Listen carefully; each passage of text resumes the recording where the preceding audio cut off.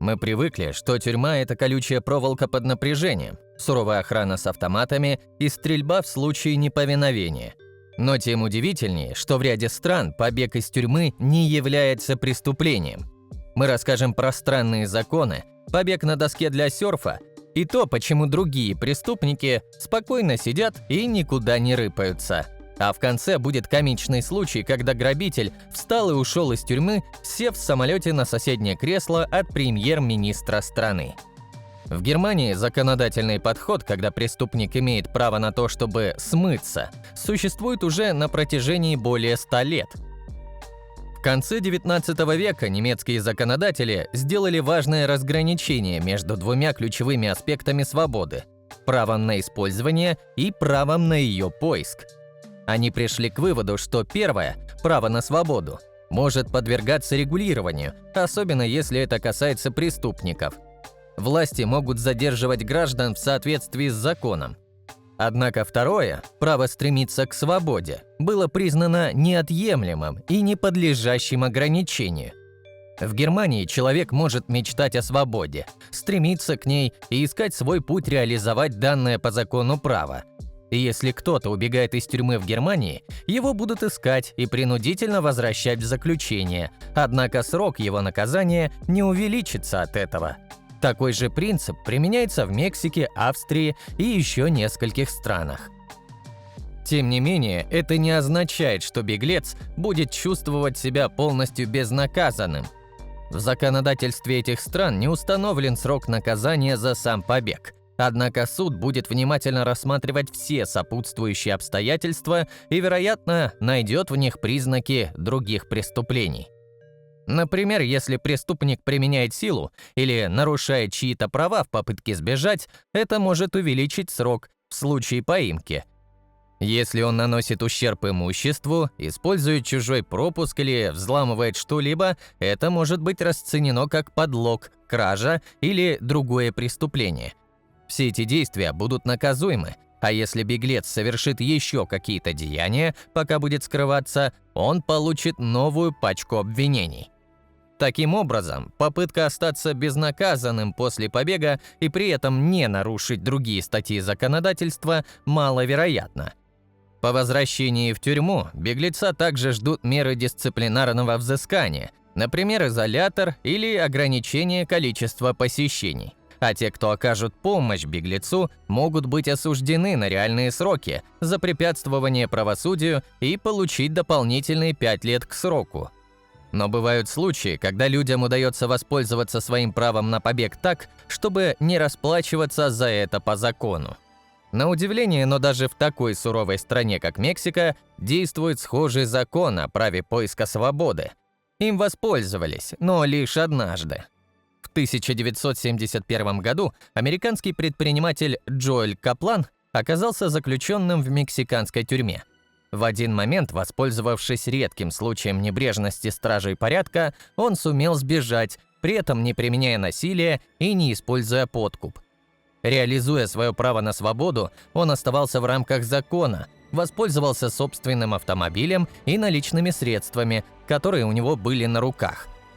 Джоэл Каплан приобрел вертолет, чтобы удалиться как можно дальше от места заключения, затем сел на частный самолет, который взял в аренду со всеми необходимыми документами и разрешениями, и при перелете в Калифорнию он прошел через таможенный контроль, используя собственные документы и имя, а дальше получил разрешение на въезд, что было абсолютно законно. На тот момент мексиканская полиция еще не передала информацию о побеге бизнесмена, ведь его даже не хватились в тюрьме. По приезду в Соединенные Штаты Джоэл решил залечь на дно, однако скоро стало ясно, что это лишнее, ведь он не нарушил ни одного американского закона. Правоохранительные органы не проявили интереса к его делу, поскольку он не совершил серьезных преступлений по местным стандартам ни в США, ни в Мексике. Бегство было осуществлено по всем правилам и, по всей видимости, без пособников. Власти Мексики также не имели законного права подать требования о розыске, ведь сам побег получился правовым. Швеция достаточно прогрессивная страна, особенно в плане законов и свободы граждан. Даже побег, когда вооруженные люди помогали преступнику выбраться из тюрьмы, не считался тут каким-то серьезным преступлением. Инцидент произошел в конце зимы, когда 20-летний уроженец Мальмё, осужденный за покушение на убийство и находящийся в международном розыске, смог сбежать, получив поддержку со стороны сообщников в масках и оружием наперевес. Это произошло в момент, когда парня перевозили под охраной в специальном транспорте. Шведский закон о побеге из тюрьмы уникален. Попытка избежать тюремного заключения не считается незаконной. Несмотря на то, что осужденный уже был приговорен и ехал отбывать свой срок, к нему не было применено никаких санкций за это вооруженное нападение. А вот подельникам повезло меньше.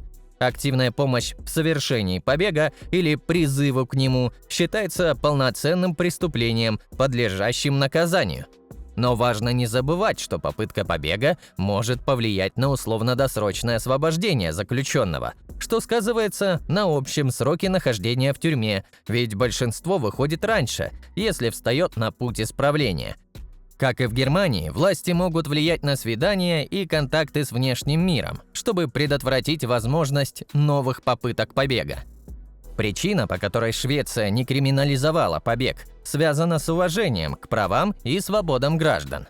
Принято считать, что наказание за побег получается двойным, так как оно не только ограничивает свободу, но и лишает надежды на нее. Правозащитники утверждают, что разные страны используют разные инструменты наказания, и то, что работает в одной стране, не обязательно подходит для другой, а криминализация побега, скорее всего, не приведет к снижению числа попыток бегства.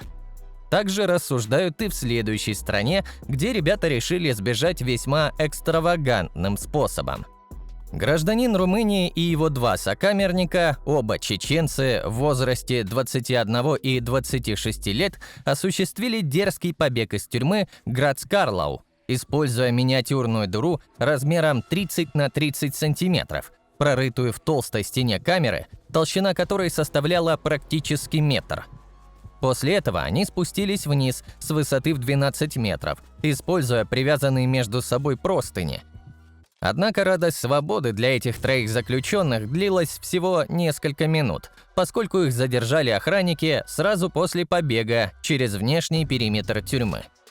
Этот инцидент вызвал беспокойство в системе исполнения и наказания страны. Были проведены тщательные проверки мер безопасности сразу во всех тюрьмах. Директор Грац-Карлау Герхард Дерлер заявил, что инцидент в его учреждении подвергнется тщательному расследованию, чтобы выяснить, каким образом троим молодым людям удалось успешно осуществить побег. Это произошло несмотря на то, что тюрьма была недавно модернизирована и оборудована высокопроизводительными системами безопасности. Удивителен и тот момент, что сообщникам предъявили только порчу тюремного имущества, да несколько штрафов, ведь в Австрии тоже нет наказания за попытку побега. Ну а про уровень дозволенности в следующей стране слагают легенды, поэтому тут даже удивляться не будем. В Нидерландах до сих пор царит исключительный культ свободы. Бегство из тюрьмы в настоящее время не наказывается в нашей стране во имя права заключенного желать быть свободным человеком, отмечает голландская газета De Volkskrant. Министерство юстиции королевства, однако, намерено исправить это, как оно называет, упущение Уголовного кодекса.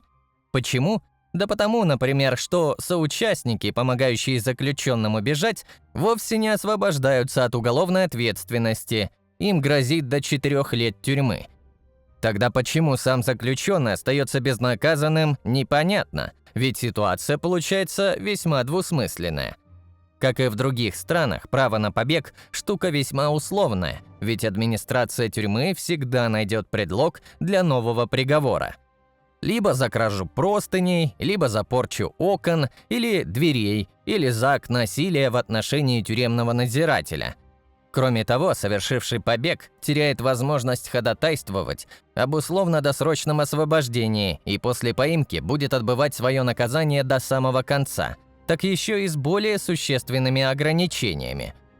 Но что если заключенный не предпринимал никаких усилий, чтобы сбежать, но оказался за пределами тюрьмы?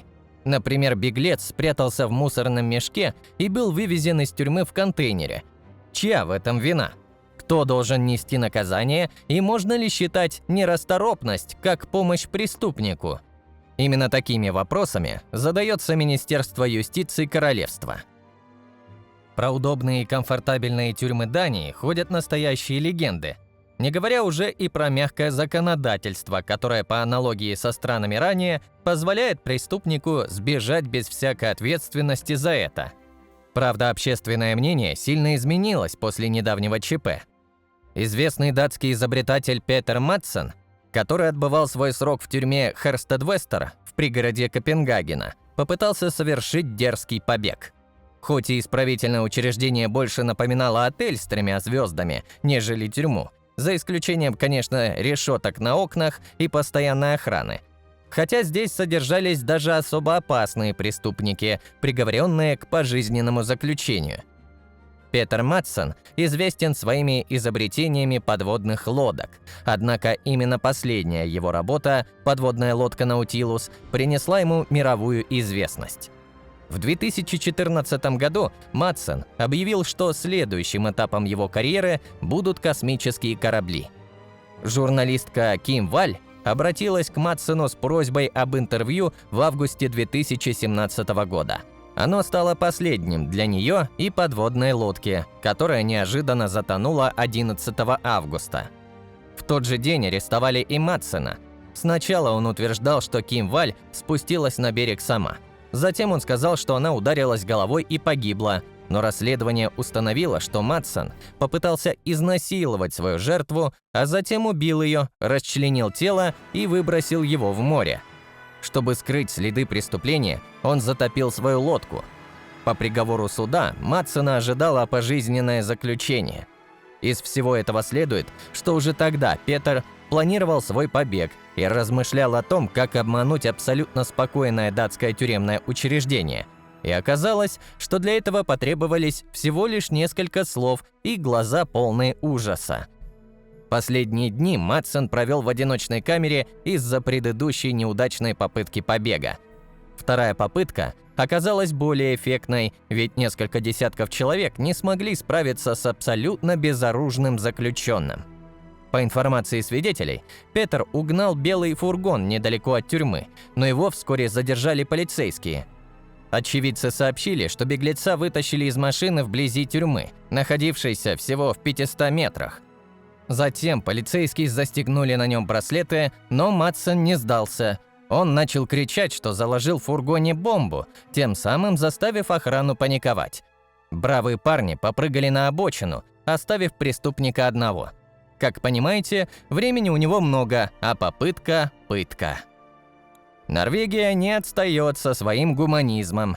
Не так давно в одной из островных тюрем произошел необычный побег. Оказавшись в первой эко-тюрьме страны, заключенный решил бросить вызов охране и исчезнуть в ночи, но весьма экстравагантным способом. Парень 23 лет преодолел 2-километровый пролив на обычной доске для серфинга, на которой катались заключенные. Само исправительное учреждение, расположенное на острове Басти, в живописном заливе Ослойфьорд, славится как одно из наиболее гуманных в мире, где целью не является просто наказание, а перевоспитание заключенных. Басти предоставляет всем заключенным удивительную степень свободы, но нарушители правил или рискнувшие сбежать после переводятся в обычные тюрьмы. Уголовного преследования за попытку бегства в стране нет. Тем, кто соблюдает установленные правила Басти, предоставляется удивительный комфорт содержания. У заключенных есть собственные ключи от отдельных коттеджей. Они могут свободно перемещаться по острову и после 6-часовой смены вольны распоряжаться своим временем на собственное усмотрение, читать, играть в теннис, смотреть телевизор, ездить на лошадях или рыбачить. Заключенные также получают возможность работать и получать около 60 норвежских крон или $8 в день. Они могут посещать магазины, церковь и школу, а также осваивать новые навыки и профессии под руководством инструкторов. В основном заключенные заняты на ферме, где выращивают органические овощи и фрукты, а также заботятся о животных. И это заключенные по особо тяжким статьям. Экзамен на попадание в специальную программу на острове Бастий индивидуален и строг, но статистика свидетельствует о том, что этот эксперимент явно успешен. Малочисленная охрана не вооружена, и можно доплыть до берега или похитить лодку, однако побегов с острова за последние 10 лет можно пересчитать по пальцам одной руки. Главное, что только 16% из тех, кто отбывал наказание на острове Бастий, совершают новые преступления, что вообще невероятно. И казалось бы, рай на земле, но парень решил сбежать, а после поимки попал в гораздо более скромные условия. Еще одна страна, где заключенные отбывают срок с опцией безнаказанного побега, это Исландия. Правда, и тут без забавных случаев не обошлось. Синдри Тор Стефансон, заключенный, совершивший одно из крупнейших ограблений в истории Исландии, ухитрился сбежать из тюрьмы и добраться до Швеции. Весьма удивительно, что среди пассажиров рейса, который доставил его в Швецию, находилась и премьер-министр Исландии Катрин Якобсдоутер. Стефансон отбывал свой срок в сельской тюрьме Согн, которая находилась примерно в 95 километрах от аэропорта. Поразительно, но даже в заключении ему разрешили пользоваться телефоном и интернетом. Но душа просилась на волю, и грабитель сумел сбежать, выбравшись через окно. Далее он просто поймал попутку и добрался до воздушной гавани, будучи в обычной домашней одежде, которую позволяют носить в камере. Стефансон избежал пограничного контроля, поскольку двигался в пределах шенгенской зоны. Он был арестован по обвинению в краже 600 компьютеров, используемых для майнинга биткоинов. Похищенное оборудование, которое так и не было обнаружено, оценивалось в 2 миллиона евро, и это ограбление стало самым масштабным в истории Исландии. Вместе с Стефансоном были арестованы еще 11 человек. После побега его просто вернули в уютную камеру и ограничили доступ в интернет. Хоть многие страны и кичатся тем, что у них право на свободу человека на первом месте, но в реальности власти находят другие уловки, как наказать за побег. Случай в Мексике, когда преступник легально сбежал без официального преследования, так и остается единственным в мире.